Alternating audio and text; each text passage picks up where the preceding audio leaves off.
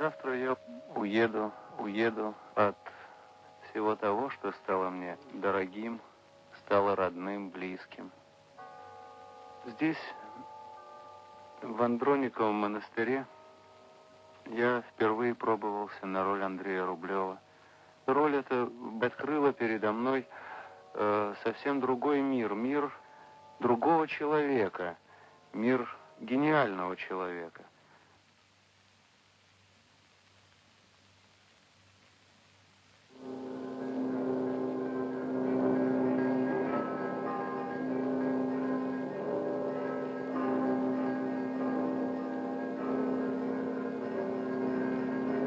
Мне трудно расставаться с фресками Рублева, Феофана Грека, с их картинами, которые пережили века, пережили время. Я очень горд тем, что на Руси жили и живут такие люди, как Андрей Рублев. Роль Андрея Рублева – первая работа в кино молодого актера Анатолия Солоницына. Наш рассказ о молодых, о тех, кто совсем недавно пришел в кинематограф, но уже успел заявить о себе своими работами.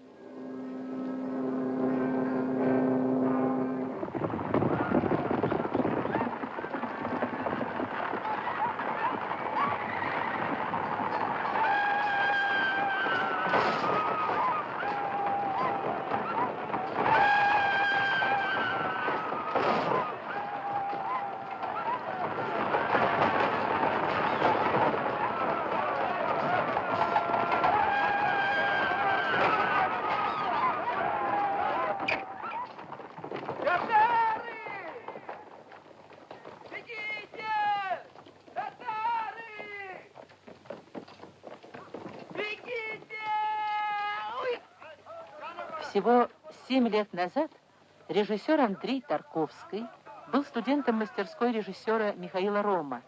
Первый же фильм Андрея «Иваново детство» получил международное признание. Скоро зритель увидит его второй фильм об Андрее Рублеве, гениальном русском художнике 15 века. Позади 2 года напряженной работы, 60 тысяч метров отснятой пленки, из которых теперь надо отобрать 5-6 тысяч.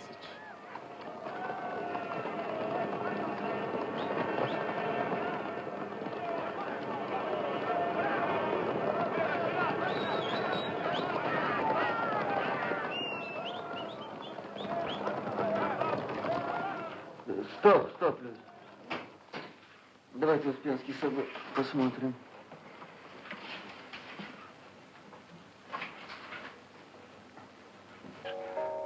Я писать больше никогда не буду.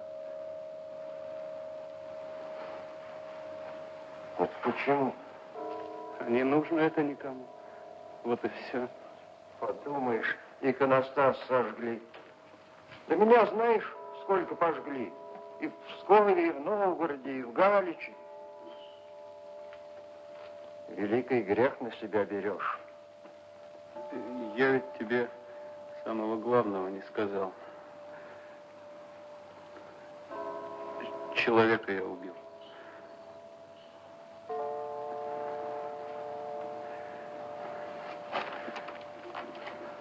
Русского.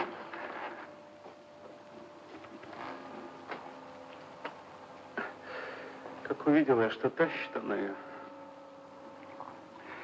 Да ты посмотри. Ну, посмотри ты на нее. Как уж там было, не упомню. Только догнал я его, ну и не мог я. За грехи наши и зло человеческий облик приняло. Покушаешься на зло.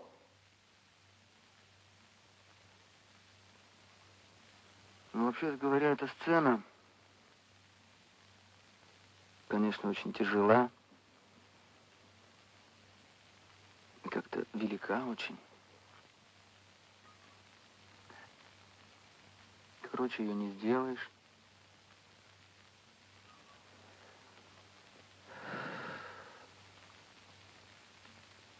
Вообще-то картина страдает обилием событий. Но она так рассчитана на то, чтобы Именно из огромного количества событий, перепутанных между собой, возникало ощущение эпохи и чувство человека, находящегося в центре этих событий.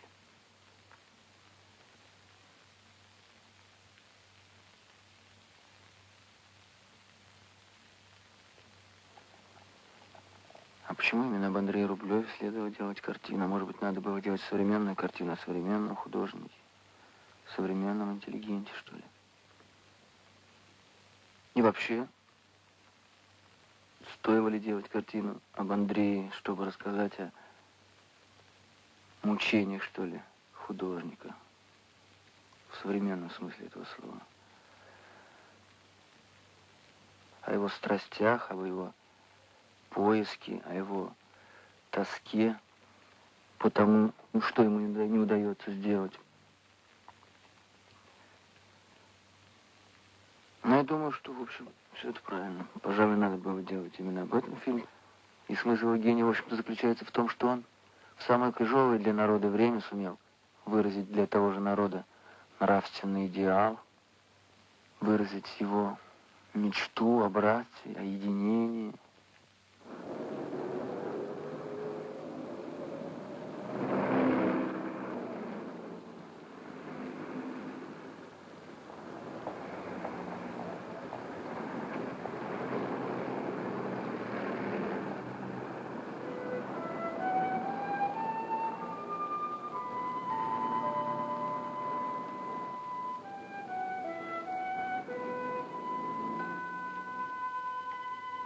А все-таки стоит.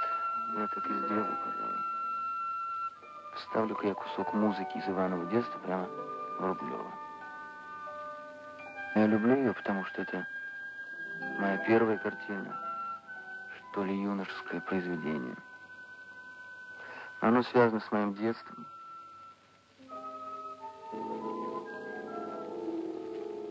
Если колодец очень глубокий, то даже в самый солнечный день его можно увидеть звезду. Вижу, мама, вижу.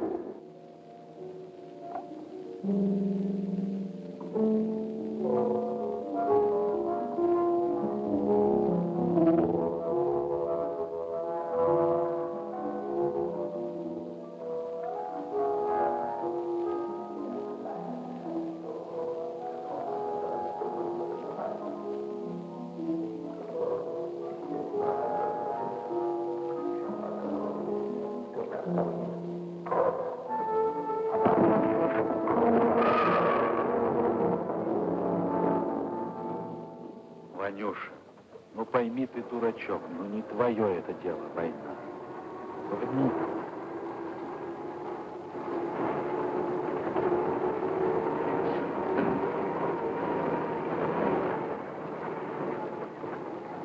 Ну вы же обещали, что приказа не будет. Ляховые морозы убили. Я же знаю, потому что они большие. А я всюду пройду. И один, я, вы же знаете. Нет у меня никого. Ну, я, конечно, не был в положении героя этого фильма. Ну, те, кто в моем возрасте были свидетелями войны, те очень многое поняли о ней. На всякий случай она принесла много горя и мне, и моим близким. И я полагаю, что я имел право и должен был об этом высказаться. А теперь Рублев и все ждут, что это будет хорошая картина. Все говорят, что самое трудное это сделать свою вторую картину. Это мы почувствовали, когда побывали на съемочной площадке и познакомились с третьим героем нашего рассказа, с режиссером Андреем Кончаловским.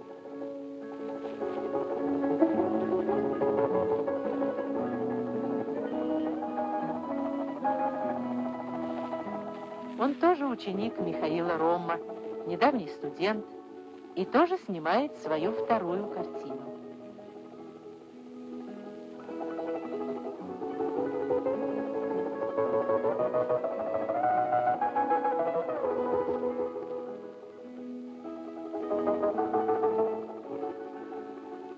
Сейчас она называется «Пока история Аси Хромоножки», которая любила одного, да не вышла замуж, потому что гордая была. Чем я виновата, что у меня жизнь такая получилась? Некрасивая, а может, хромая. Меня ж корова потоптала. Войну, когда гнали стадо от немцев.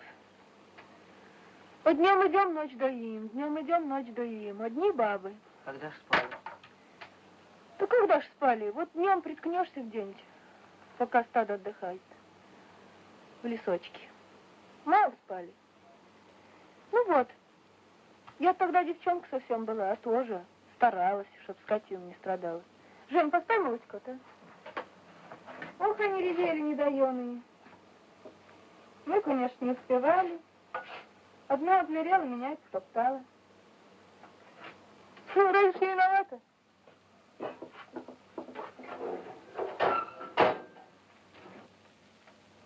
Ну, конечно, девки-то вон здоровые, красивые, послевоенные. Всех парней поприбрали. Всех прибрали. А одного не уберегли. Ну что ж, я никогда не умру, Женечка. Ну за что он меня мучает-то? Ну как же, Женя, а?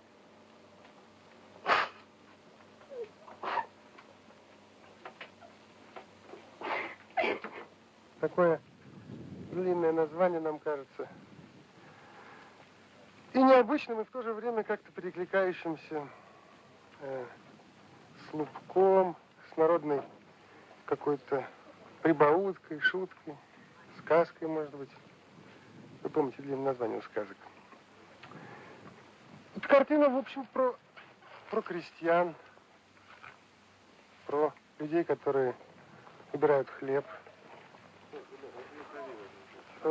Жанр этой картины сейчас, так сказать, трудно определить. В общем, мы снимаем, стараясь максимально приблизиться, так сказать, в манере к документальному жанру.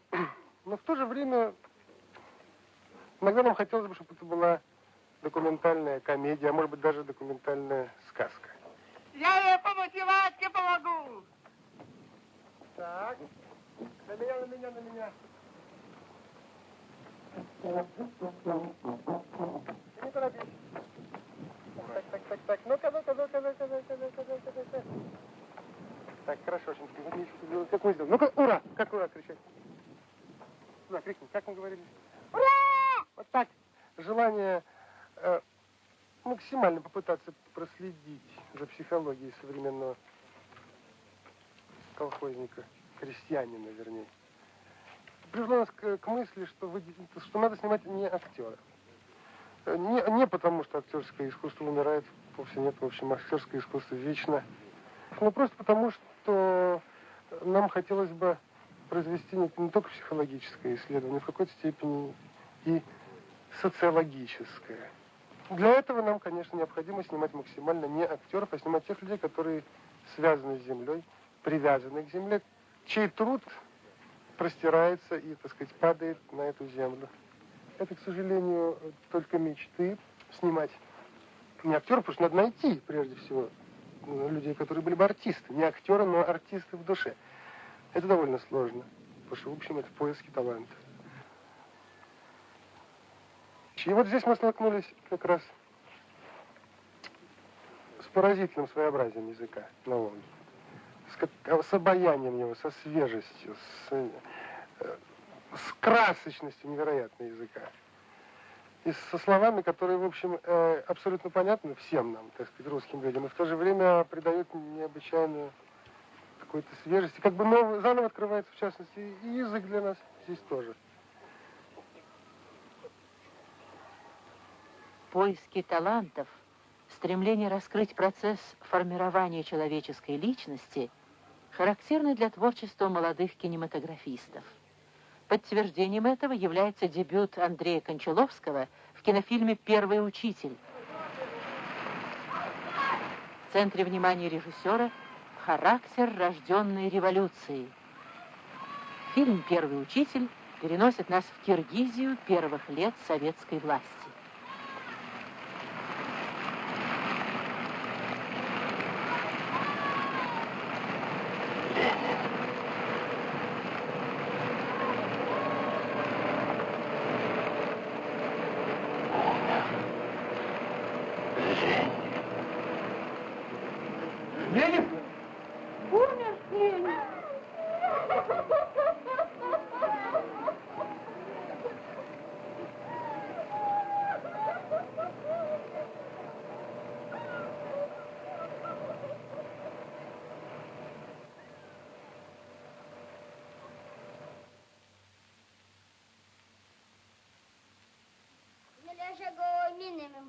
Дядя убили, мы туда подойдем.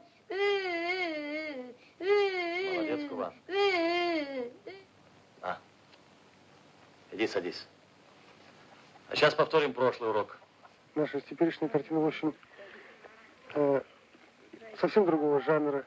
И история сама по себе диктует, в общем, другую, диктует необходимость поисков другой манеры. Нельзя сказать, что мы, так сказать, мы снимаем скрытые камеры. Это не то, потому что, в общем, это, так сказать, это не скрытые камеры, ибо у нас снимаются, в общем, артисты. Ну, можно сказать, что это артисты из народа, но это артисты, они знают, что их снимают, как правило. И тем не менее, мы стараемся процесс съемки сделать как можно более незаметным для них.